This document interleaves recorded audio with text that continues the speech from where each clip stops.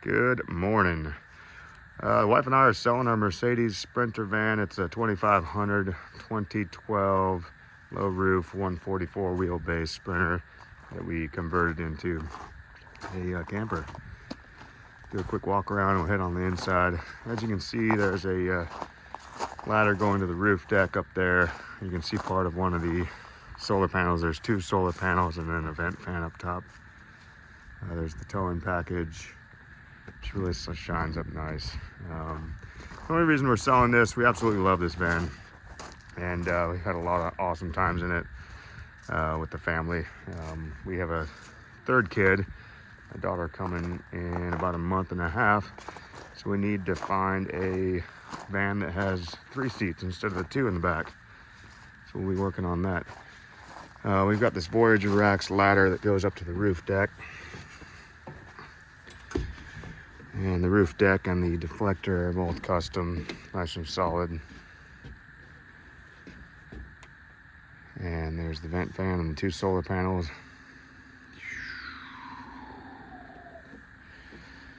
These solar panels, they basically charge a house battery that runs our interior lighting, our diesel heater, or refrigerator. It's a Dometic refrigerator. And the house battery also charges from the alternator as the car is underway. So it's a pretty good system. It runs everything well. You can see the back here. Got some wood paneling. We're leaving you with some fluid, some touch-up paint, and a set of snow chains. Now you can see there's a charging point back here for USB as well as 12 volt. There's a ton of storage. It's a lot of room. It's usually where our toolbox would go, and some maintenance supplies. In here, it's actually where the diesel heater is back there.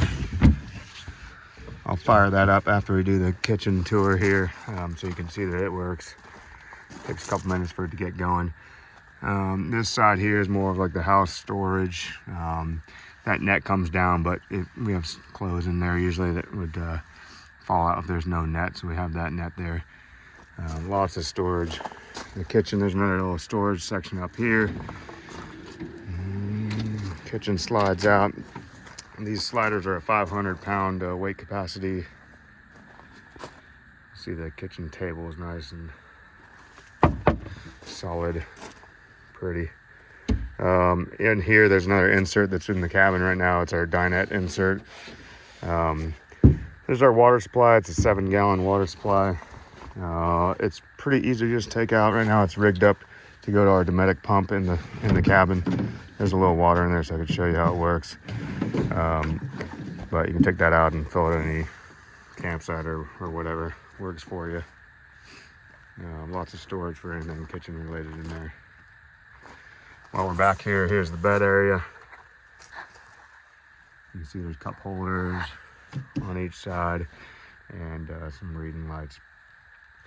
This is a queen size bed. It's been cut and we added a little section on the outside here, but all queen sheets fit it.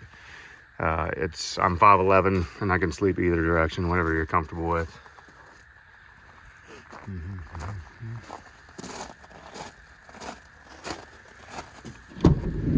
Right now I got it set up in the dining configuration.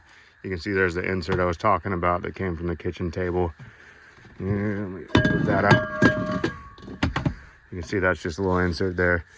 That wasn't as solid as it could be, but right. You can see it's nice and snug. You can store those in the back, whatever you want to do. Let's see if I can get a wide view here. It's nice and cozy in the cabin. You can see that's where the diesel heat comes out of. The heater comes from our diesel tank, which we upgraded to a 47-gallon tank. Gives us about an 800-mile range, which is pretty awesome for anywhere out where you want to do a lot of driving. You can drive for a full day or 2 days, depending on how much you want to drive. You see it's nice and roomy up here, nice and cozy. Let me go ahead up here. I've got our controllers. This is our vent fan controller. I've got it stuck with Velcro so they don't pop out. You can see, works great. It's got a bunch of controls that you can change the speed, how much it's open, all sorts of stuff. We'll close it back up. And we'll put it back over here.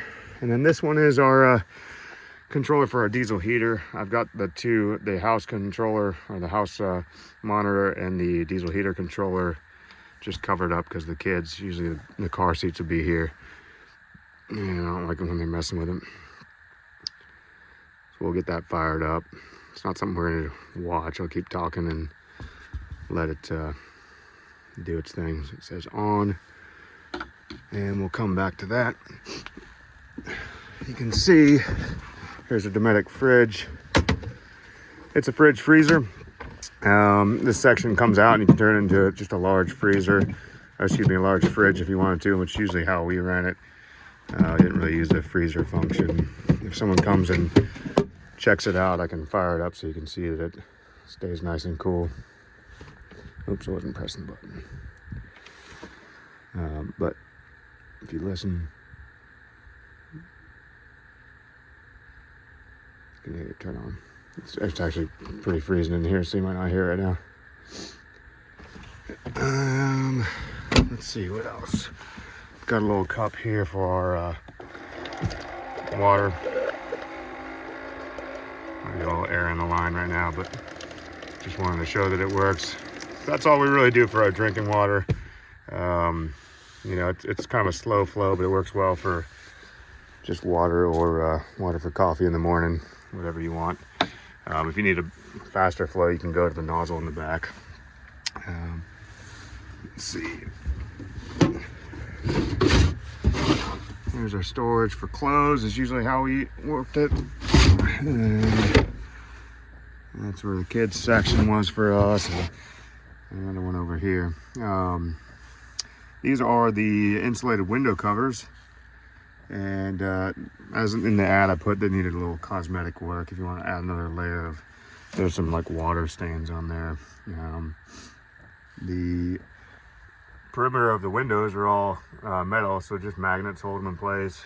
It all keeps it really cozy in here when the diesel heater's on. So that system together all works really well. We would usually store a couple crates here for more storage, as well as one under here for coffee and supplies. I built a little extra space out of the step here, taking half of it for just dirty supplies, or we usually would keep a hatchet or something in there. So just more storage. You can see the seats are all in pretty good shape. There is one rip here you might want to stitch up. We made these covers, my wife did, because the previous owner there was some sort of like white paint that was splotched on there, but they kind of fit the vibe and they're pretty nice, so we like them. You can see everything cleans up real well. Pretty nice. There's a little storage down here. A lot of times you see people with sprinters put the diesel heater in here, but we would just kind of a little dirty in there. We would keep shoes. I mean, it fits a surprising amount of shoes with a few pairs each. Let's see what else. Might as well just fire it up for you. I'll attach another video to the end of this one with the cold start. You can see, let's try to zoom in here. Can I get that? Oh, see, I fired it up without even letting the glow plugs warm up or anything, and it fires up great. This is a Toto, I don't know how you really say that, but double DIN head unit I put in there. It's pretty great. It connects to CarPlay and everything with this CarLink function. You can add all sorts of, you can add like a SIM card in there and have data or do whatever you want.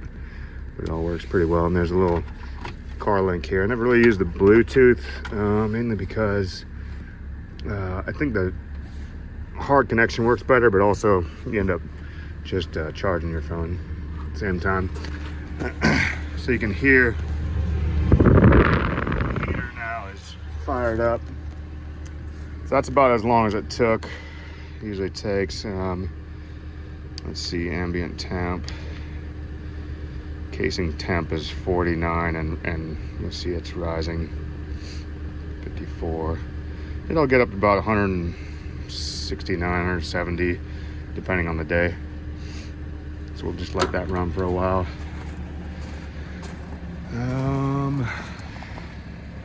Let's see, what else?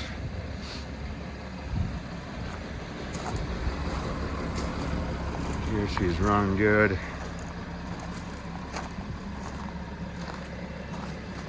And you can see there's a little corrosion on each of the wheels. I shined them up, but there's a couple of rust spots just in a few spots. If you can see that. On the other side is a little bit worse, but I'll show you that.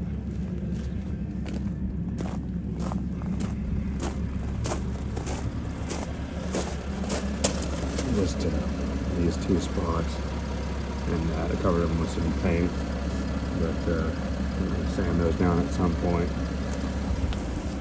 Other than that, there's like no rust on this thing. Let me go. I'll show you underneath if that's something anyone's interested in.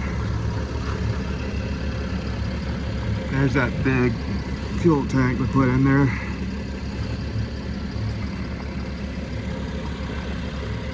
Thing was about 1,500 bucks or so, and it was so worth it. It's really nice being particularly out west and not having to worry. We usually fill it up when it got down to about, well, when we fill up, we usually fill it up about 33, 35 gallons. So not using the whole amount, but not pushing it too much. You never know, you get out there and someone's out of fuel in the remote areas.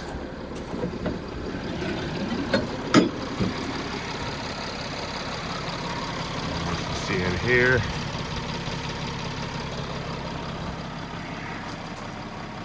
Anyway, she's solid.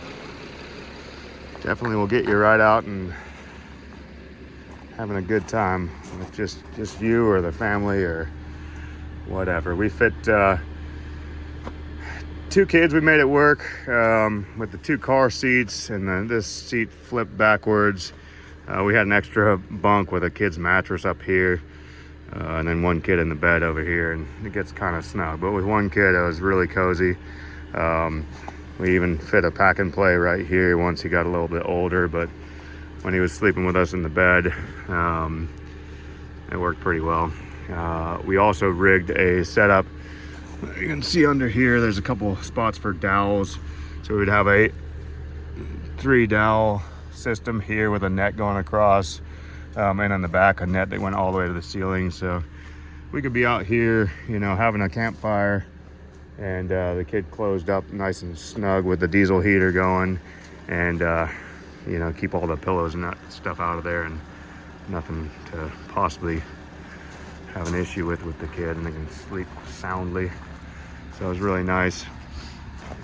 I think that's really about all to talk about. It's a very simple setup. Like I said, I've said it a few times, but it's really cozy. You can be out there in the snow or ice or anything, and really just enjoy it and not worry about being cold. Always having your cabin set up, ready to go. Let me know if there's anything you want to see, and gladly show you, or reach out and we can have a conversation. All right, take care.